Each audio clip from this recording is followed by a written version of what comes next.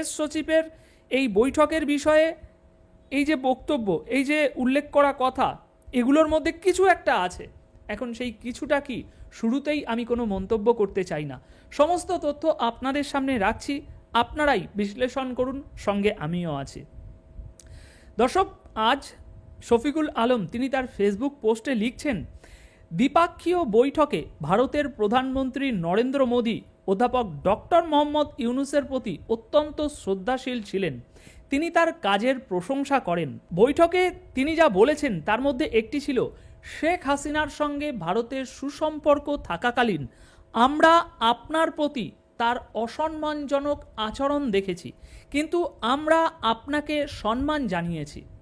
এছাড়াও তিনি লিখছেন যে যখন অধ্যাপক ইউনূস শেখ হাসিনার প্রত্যর্পণের বিষয়টি উত্থাপন করেন। আসসালামু আলাইকুম প্রিয় দর্শক শ্রোতা, ডক্টর ইউনূস এবং নরেন্দ্র মোদীর থাইল্যান্ডে বৈঠকে 7টি বিষয় ডক্টর ইউনূস নরেন্দ্র মোদীর কাছে চেয়েছেন। তার মধ্যে শেখ হাসিনাকে ফেরত চেয়েছেন ডক্টর ইউনূস নরেন্দ্র মোদীর কাছে। এবার নরেন্দ্র মোদী শেখ হাসিনাকে কি ফেরত দেবেন, কি বলেছিলেন নরেন্দ্র মোদী? অবশেষে তথ্য বেরিয়ে আসলো, চলুন ভিডিওতে বিস্তারিত দেখে আসি। স্বাগতম দর্শক বন্ধুরা, আপনাদের সকলকে আমি অনুপ বিশ্বাস। দর্শক, আজ শনিবার প্রধান উপদেষ্টার প্রেস সচিব শফিকুল আলম ব্যাংককে এই যে ইউনূস মোদীর বৈঠকটি হয়েছে, সেই বৈঠকের বিষয়ে আজ তিনি নতুন করে তার ফেসবুক পোস্টে কিছু তথ্য শেয়ার করেছেন, যেখানে বিভিন্ন কথা উল্লেখ করেছেন উনি। শেখ হাসিনার প্রত্যর্পণের বিষয়, এছাড়া আরও 2-4টি পয়েন্ট তিনি উল্লেখ করেছেন যে মোদি ইউনূসের বৈঠক চলাকালীন ইউনূস সাহেব মোদিজিকে কি কি কথা বলেছেন, কি কি দাবি রাখা হয়েছে, এরকম বিশেষ কয়েকটি তথ্য তিনি দিয়েছেন। এখন সেগুলোকে দেখার পর প্রাইম মিনিস্টার মোদির এক্স হ্যান্ডেলে তিনি যে তথ্যগুলো শেয়ার করেছে এই বৈঠকের বিষয়ে, কি কি আলোচনা হয়েছে না হয়েছে, সেই পোস্টের তথ্য, এবং গতকাল ভারতের পররাষ্ট্র সচিব বিক্রম মিশ্রি পররাষ্ট্র মন্ত্রণালয় থেকে যে একটি প্রেস ব্রিফিংয়ের মাধ্যমে তিনি যে তথ্যগুলো শেয়ার করেছে, এই 3টি তথ্যকে পাশাপাশি রাখার পর আজ প্রধান উপদেষ্টার প্রেস সচিব শফিকুল আলমজি যে কথাগুলো বলছে, যে তথ্যগুলো উল্লেখ করেছে, দেশবাসীর সামনে তিনি রেখেছেন যে এই সব বিষয়গুলো হয়েছে, সেগুলো নিয়ে রীতিমতো বড় বড় প্রশ্ন তৈরি হচ্ছে আমার মনে। এখন প্রথমেই আমি এ নিয়ে বিশেষ কোনো সমালোচনা বা মন্তব্য করতে চাই না। আমরা এই 3টে বিষয়কে স্পষ্টভাবে, নিরপেক্ষভাবে বোঝার চেষ্টা করব, আপনাদের সামনে সকল কিছুই রাখব, তারপর আমরা একটু বিশ্লেষণ করে দেখব যে এর মধ্যে আমি নিশ্চিত কিছু একটা গণ্ডগোল আছে। প্রেস সচিবের এই বৈঠকের বিষয়ে এই যে বক্তব্য, এই যে উল্লেখ করা কথা, এগুলোর মধ্যে কিছু একটা আছে। এখন সেই কিছুটা কি, শুরুতেই আমি কোনো মন্তব্য করতে চাই না। সমস্ত তথ্য আপনাদের সামনে রাখছি, আপনারাই বিশ্লেষণ করুন, সঙ্গে আমিও আছি। দর্শক, আজ শফিকুল আলম তিনি তার ফেসবুক পোস্টে লিখছেন, দ্বিপাক্ষীয় বৈঠকে ভারতের প্রধানমন্ত্রী নরেন্দ্র মোদী অধ্যাপক ডক্টর মোহাম্মদ ইউনূসের প্রতি অত্যন্ত শ্রদ্ধাশীল ছিলেন। তিনি তার কাজের প্রশংসা করেন। বৈঠকে তিনি যা বলেছেন তার মধ্যে একটি ছিল, শেখ হাসিনার সঙ্গে ভারতের সুসম্পর্ক থাকাকালীন আমরা আপনার প্রতি তার অসম্মানজনক আচরণ দেখেছি, কিন্তু আমরা আপনাকে সম্মান জানিয়েছি। এছাড়াও তিনি লিখছেন যে যখন অধ্যাপক ইউনূস শেখ হাসিনার প্রত্যর্পণের বিষয়টি উত্থাপন করেন, তখন প্রতিক্রিয়া নেতিবাচক ছিল না মোদিজির দিক থেকে। তাই আমরা নিশ্চিত যে হাসিনাকে একদিন ঢাকায় প্রত্যর্পণ করা হবে এবং আমরা শতাব্দীর বিচার দেখব। এছাড়া এটা বেশ স্পষ্ট ছিল যে ভারত বাংলাদেশের সঙ্গে তার সম্পর্কের ক্ষেত্রে একটি নতুন দিক নির্দেশনা তৈরি করতে চায়। বৈঠকে ভারতের প্রধানমন্ত্রী অধ্যাপক ইউনূসকে বেশ কয়েকবার বলেছিলেন যে ভারতের সম্পর্ক বাংলাদেশের জনগণের সঙ্গে কোনো একক দল বা ব্যক্তির সঙ্গে নয়। এই তথ্যগুলোই আপনার প্রেস সচিব শফিকুল আলমজি তিনি তার ফেসবুক পোস্টে আজ শেয়ার করেছে।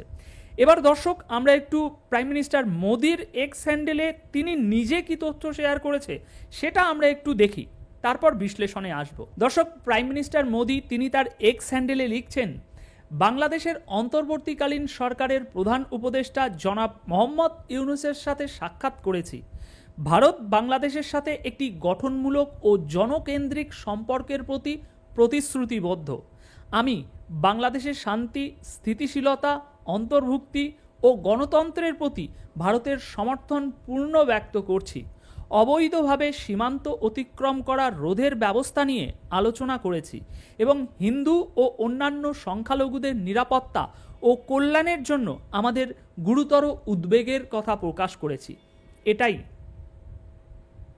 প্রাইম মিনিস্টার মোদির এক্স হ্যান্ডেলে শেয়ার করা হয়েছে। এবার মোদির এই বক্তব্যটাকে আমরা দুভাবে ভাগ করে নিই। প্রথমটি হচ্ছে, তিনি বলছেন বাংলাদেশের অন্তর্বর্তীকালীন সরকারের প্রধান উপদেষ্টা মোহাম্মদ ইউনূসের সাথে সাক্ষাৎ করেছি। ভারত বাংলাদেশের সাথে একটি গঠনমূলক ও জনকেন্দ্রিক সম্পর্কের প্রতি প্রতিশ্রুতিবদ্ধ। অর্থাৎ ভারত চায় বাংলাদেশের সাথে একটি ভালো, বন্ধুত্বপূর্ণ এবং সাধারণ মানুষের উপকারে আসে এমন সম্পর্ক রাখতে। তিনি বলছেন, আমি বাংলাদেশের শান্তি, স্থিতিশীলতা, অন্তর্ভুক্তি ও গণতন্ত্রের প্রতি সমর্থন পূর্ণ ব্যক্ত করছি। কিন্তু শফিকুল আলমজি লিখছে, ভারতের সম্পর্ক বাংলাদেশের জনগণের সঙ্গে কোনো একক দল বা ব্যক্তির সঙ্গে নয়, এমনটাই মোদিজি বলেছে। কিন্তু তিনি প্রচার করছে বাংলাদেশের মানুষের সাথে যে ভারতের সম্পর্ক বাংলাদেশের জনগণের সঙ্গে কোনো একক দল বা ব্যক্তির সঙ্গে নয়।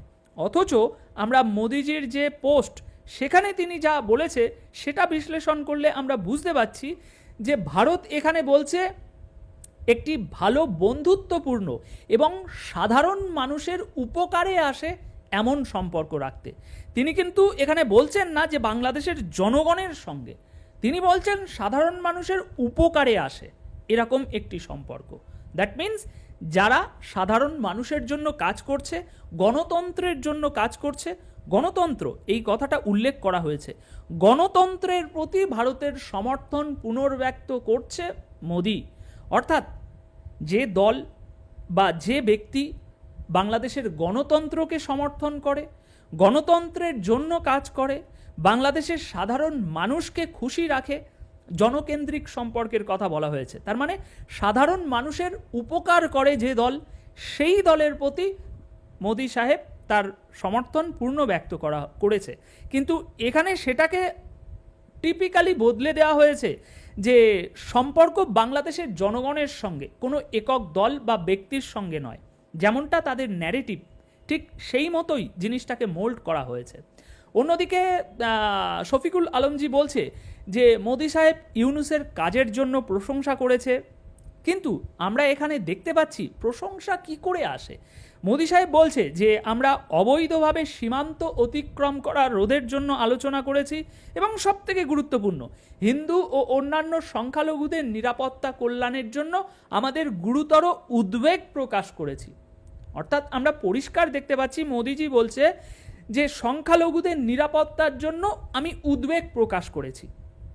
তাহলে এখানে শফিকুল আলমজি যেটা আমাদেরকে বোঝাতে চাইছে যে মোদি ইউনূসের কাজের জন্য প্রশংসা করেছে। তাহলে এখানে প্রশংসার কি ইঙ্গিত আমরা পাচ্ছি? রীতিমতো যেমনটা ইউনূস সাহেবের তার সরকারের বক্তব্য যে না, সংখ্যালঘু নিরাপত্তা নিয়ে যারা কথা বলছে তারা ভুয়া কথা বলছে, তারা একপেশে তথ্য দিয়ে কথা বলছে, এমনটাই তো তাদের ভাষ্য। কিন্তু সেই একই বিষয়টা মোদি সাহেব ইউনূস সাহেবের সামনে উপস্থাপন করেছে, অথচ শফিকুল আলমজি দেশবাসীকে বোঝাচ্ছে যে মোদি ইউনূসের প্রশংসা করেছে। কিন্তু আমরা তো স্পষ্ট দেখতে পাচ্ছি তিনি রীতিমতো কটাক্ষ করে যে জিনিসটা নিয়ে তাদের সরকার এত উদ্বিগ্ন, সেই জিনিসটাকেই স্ট্যাবলিশ করা হয়েছে ইউনূসের সামনে। এছাড়াও তিনি বলছে যে শেখ হাসিনার সঙ্গে ভারতের সুসম্পর্ক থাকাকালীন আমরা আপনার প্রতি তার অসম্মানজনক আচরণ দেখেছি, কিন্তু আমরা আপনাকে সম্মান জানিয়েছি। এই কথা নাকি মোদি সাহেব ইউনূস সাহেবকে বলেছে। কিন্তু অন্যদিকে আমরা মোদি সাহেবের বক্তব্যে ভিন্ন দিশা দেখতে পাচ্ছি। তিনি বলছে অবৈধ সীমা অতিক্রম করা রোধের জন্য ব্যবস্থা নিতে বলেছি আমি। সুতরাং সম্পূর্ণ ভিন্ন। এবার আমাদের মেন পয়েন্টে আসি। শফিকুল আলমজি দাবি করছেন যে ইউনূস শেখ হাসিনার প্রত্যর্পণের বিষয়টি উত্থাপন করেছে, তখন প্রতিক্রিয়া নেতিবাচক ছিল, মানে নেতিবাচক ছিল না, সরি টু সে, তখন প্রতিক্রিয়া নেতিবাচক ছিল না। আমরা তাই নিশ্চিত যে শেখ হাসিনাকে একদিন ঢাকায় প্রত্যর্পণ করা হবে। অর্থাৎ ওনার ভাষ্য মতে যে শেখ হাসিনাকে ফিরিয়ে দিতে মোদি সাহেব রাজি হয়ে গিয়েছে, এমনটাই তিনি বোঝাতে চাইছে দেশের মানুষকে। কিন্তু দর্শক, এখানে সেই ভিডিওটা আমি আনতে পারছি না। আপনারা চাইলে গতকাল ভারতের পররাষ্ট্র মন্ত্রণালয় থেকে যে প্রেস ব্রিফিংটি করা হয়েছে, সেই প্রেস ব্রিফিংয়ের একটি জায়গায় সাংবাদিকরা পররাষ্ট্র সচিব বিক্রম মিশ্রিকে ঠিক এক্স্যাক্ট এই প্রশ্নটাই করেছে যে বৈঠকে তো শেখ হাসিনার প্রত্যর্পণের বিষয়টি তোলা হয়েছে, তো সে বিষয়ে ভারতের কি বক্তব্য, ভারত কি উত্তর দিয়েছে। সেখানে রীতিমতো স্রেফ একটি শব্দে বিক্রম মিশ্রি পুরো বিষয়টি এড়িয়ে গিয়েছে। কি বলেছিল বিক্রম মিশ্রি সেখানে? হুবহু কোট আনকোট আমি আপনাদেরকে বলছি। বিক্রম মিশ্রি সেখানে বলেছিল যে এই বিষয়ে এখানে আমি কোনো মন্তব্য করতে রাজি নই, এবং এই বিষয়ে শেখ হাসিনার বিষয়ে কি হবে না হবে, ভারতের কি স্ট্যান্ড, সেটা এর অনেক আগে আমাদের মুখপাত্র রণধীর জয়সওয়াল তিনি জানিয়ে দিয়েছেন। সুতরাং এখানে এ বিষয়ে কোনো মন্তব্য করা, কোনো কথা বলা আমি সঠিক মনে করছি না বলে তিনি রীতিমতো জিনিসটা এগিয়ে যায়। এবার ওখানে এই পররাষ্ট্র সচিবের যে বক্তব্য, সেখানে একটা কিন্তু গুরুত্বপূর্ণ লাইন আছে, বোঝার চেষ্টা করুন। তিনি ব্যাপারটা এড়িয়ে গিয়েছে এবং সোজাসুজি উত্তরও একটা দিয়ে দিয়েছে। উত্তরটা কি? তিনি বলছেন যে শেখ হাসিনার বিষয়ে ভারতের স্ট্যান্ড কি, আমরা কি করতে চাই, সেটা ইতিমধ্যে ভারতের মুখপাত্র রণধীর জয়সওয়াল জানিয়ে দিয়েছে, তাই আমি এ বিষয়ে আর কোনো কথা বলতে চাই না। তো রণধীর জয়সওয়ালের পক্ষ থেকে কি জানানো হয়েছিল? যে বাংলাদেশের তরফ থেকে শেখ হাসিনাকে প্রত্যর্পণ করার জন্য যে চিঠিটি পাঠানো হয়েছে, হ্যাঁ সেই চিঠিটি আমরা পেয়েছি, কিন্তু সেই চিঠির জবাব দেওয়ার জন্য যোগ্য সময় আমরা এখন মনে করছি না। আমরা ওই চিঠিটাকে বিবেচনা করব, যথাযথ সময় আসলে উত্তর দেয়া হবে। বর্তমানে এখন সেই চিঠিটির কোনো জবাব দেওয়ার জন্য আমরা যোগ্য সময় মনে করছি না, বা যোগ্য পরিস্থিতি মনে করছি না, বা সোজা কথায় বললে সেই চিঠির কোনো উত্তর দেওয়ার দরকার বলে আমরা মনে করছি না, এমনটাই রণধীর জয়সওয়াল বলেছিলেন প্রেস ব্রিফিংয়ে। কিন্তু এখানে সোজাসুজি বলা হচ্ছে যে ইউনূস সাহেব যখন শেখ হাসিনার বিষয়ে মোদি সাহেবের সামনে কথা তুলেছে, তখন মোদি সাহেব নাকি একদম পুরো বিষয়টাকে নিয়ে ইতিবাচক ছিল। মানে শফিকুল আলমজির ভাষ্য মতে তিনি প্রত্যর্পণ করবেনই, এমন একটা ওনার মানসিকতা বা কথাবার্তা বলা হয়েছে ওই বৈঠকে। সুতরাং গণ্ডগোল, অনেক বড় গণ্ডগোল, অনেক বড় গণ্ডগোল। এই বৈঠকটাই টোটাল একটা গণ্ডগোলের মাধ্যমে তৈরি করা হয়েছে। নিজেদের যে ইমেজ, নিজেদের জনগণের সামনে যে জিনিসটা এস্টাবলিশ করার জন্য এই বৈঠকটি তৈরি করা হয়েছে, বৈঠকটি বানানো হয়েছে, সেটা কিছুটা সময় পরেই সব কিছু বেরিয়ে আসবে। যে এই বৈঠকটা অ্যাকচুয়ালি কাদের ইন্টারেস্টে করা হয়েছিল, কিভাবে করা হয়েছিল, এবং এই বৈঠকের এজেন্ডা কী ছিল, সব কিছু বাইরে বেরিয়ে আসবে আর কিছুটা সময় গেলেই। দর্শক, এই ভিডিওর মাধ্যমে স্পষ্ট আমরা যেটা বুঝতে পারলাম যে আমাদের প্রেস সচিব শফিকুল আলমজি তিনি আজ যে কথাগুলো ফেসবুকে দাবি করেছে, সেগুলোর মধ্যে অনেক বড় গণ্ডগোল আছে ভাই। আর এই দাবির মধ্যে যখন গণ্ডগোল আছে, তখন এই বৈঠকেও অনেক বড় গণ্ডগোল আছে। এখন এ বিষয়ে আপনাদের উপরে সমস্ত মন্তব্য ছেড়ে দিলাম। আপনারা কি বলতে চাইবেন এই সমস্ত তথ্য জানা বোঝার পর কমেন্ট বক্সে আপনাদের মতামত অবশ্যই রেখে যাবেন। ধন্যবাদ আপনাদের সকলকে। দর্শক শ্রোতা, বাংলাদেশ এবং ভারতের এই সুসম্পর্ক দীর্ঘদিন ছিল। হাসিনা যখন বাংলাদেশের প্রধানমন্ত্রী ছিল তখন এই সুসম্পর্কটি ছিল। যখন গণ অভ্যুত্থানের পর হাসিনা ভারতে চলে গেল, বাংলাদেশ ভারতের মধ্যে সম্পর্কের তখনই অবনতি হওয়া শুরু হয়েছে, এবং বাংলাদেশ তখন বুঝতে পেরেছে যে হাসিনা, নরেন্দ্র মোদি যা চেয়েছে হাসিনা তাই দিয়েছে। বিনিময়ে যা যা নেওয়ার দরকার তা কিন্তু আসলে নরেন্দ্র মোদি সরকার দেয়নি। বাংলাদেশ এবার বুঝতে পেরেছে কূটনৈতিক চালে এবার ধরাশায়ী হয়েছে নরেন্দ্র মোদি। প্রিয় দর্শক শ্রোতা, এ বিষয়ে আপনার মতামত থাকলে লিখতে পারেন কমেন্ট বক্সে।